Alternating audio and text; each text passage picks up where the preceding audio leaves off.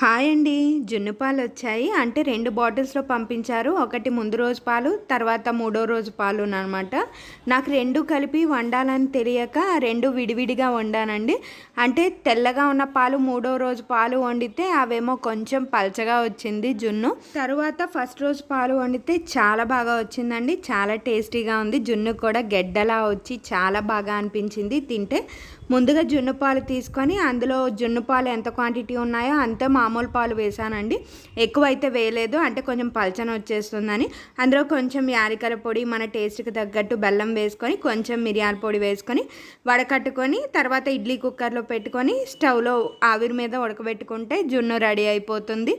చాలా టేస్టీగా వచ్చిందండి జున్ను అయితే. ఇక్కడ చూసారా, చాలా బాగుంది కదా. కొంచెం బెల్లం అయితే తక్కువే వేసానండి, మరీ అంత స్వీట్గా అయితే చేయలేదు. చాలా బాగుందని మా పిల్లలు, నేను అందరం కలిపి మొత్తం తినేసాం.